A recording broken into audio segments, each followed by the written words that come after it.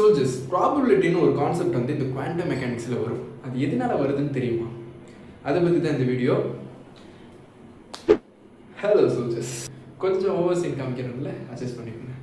Hello soldiers, இதை நம்ம தெரிஞ்சதுக்கு முன்னாடி நம்மளுக்கு அன்சர்டனிட்டி பிரின்சிபல்னால் என்னென்னு தெரிஞ்சுக்கணும். அது வந்து ஒரு இமேஜினேஷன் கொடுக்குறேன். இதை வச்சு இந்த பிரின்சிபல் வந்து கப்புன்னு பிடிச்சிக்கோங்க. ஒரு டார்க் ரூம் இருக்குது சோல்ஜர்ஸ். இந்த டார்க் ரூமில் ஒரு ஆப்ஜெக்ட் வந்து இருக்குது. இந்த ஆப்ஜெக்டை நம்ம போய் பார்க்கணுன்னா என்ன பண்ணுவோம்? ஒரு நல்ல பிரைட்டான லைட்டை வந்து யூஸ் பண்ணுவோம். நல்ல பவரான லைட்டை வந்து யூஸ் பண்ணி தான் இந்த ஆப்ஜெக்ட் வந்து பார்க்க முடியும். அப்போ தான் அந்த ஆப்ஜெக்ட் வந்து கரெக்டாக எந்த இடத்துல இருக்குன்னு தெரியும். ஸோ இந்த இப்படி தான் நம்ம பார்ப்போம். இப்போது இந்த ஆப்ஜெக்டை எடுத்துகிட்டு ஒரு பார்ட்டிகளை வைப்போம். ஒரு சின்ன பார்ட்டிகிள், மைன்யூட்டான ஒரு பார்ட்டிகிள். இப்போது இந்த பார்ட்டிகளோட பொசிஷன் வந்து நம்ம கண்டுபிடிக்கணும்னா என்ன பண்ணணும்? ஒரு ஹை பவர்டு லைட் வந்து யூஸ் பண்ணணும்.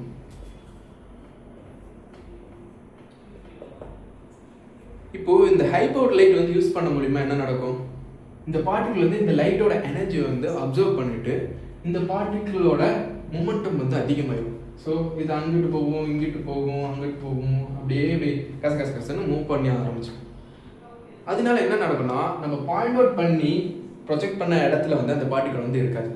ஸோ இதுக்கு என்னடா பண்ணுறதுன்ட்டு நம்ம யோசிப்போம். ஒரு ஐடியா வரும். இப்போது இது எனர்ஜி வந்து குறைச்சா என்னன்ட்டு ஒரு ஐடியா வரும். இப்போ எனர்ஜியை குறைக்கணும். ஒரு ரூமுக்குள்ளே கொண்டு போய் ஒரு டிம்மான லைட் வந்து ப்ரொஜெக்ட் பண்ணிங்கன்னா அதோட ஆப்ஜெக்டோட பொசிஷன் வந்து கண்டுபிடிக்க முடியாது. அப்போ இந்த பார்ட்டிகளோட பொசிஷன் எப்படி கண்டுபிடிக்க முடியும்? கரெக்டு தானே? இதுதான் அன்சர்டனிட்டி பிரின்சிபல்னு சொல்லுது. Fundamentally we cannot measure the both exact position and exact momentum simultaneously. Okay, இந்த இடத்துல எப்போ ப்ராபபிலிட்டி வருதுன்னு கேட்பீங்க. சொல்கிறேன்.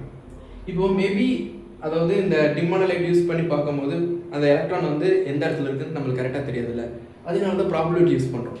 50% இந்த இடத்துல இருக்கலாம், ஓகே, இல்லாட்டி ஒரு 30% இங்கே இருக்கலாம்ப்பா, அண்ட் இல்லாட்டி இந்த இடத்துல ஒரு 20% வந்து இருக்கலாம்ப்பா அப்படின்ட்டு ஒரு ப்ராபபிலிட்டி இருக்கலாம் அப்படின்ட்டு இந்த ப்ராபபிலிட்டி கான்செப்ட் வந்து உள்ளார வருது.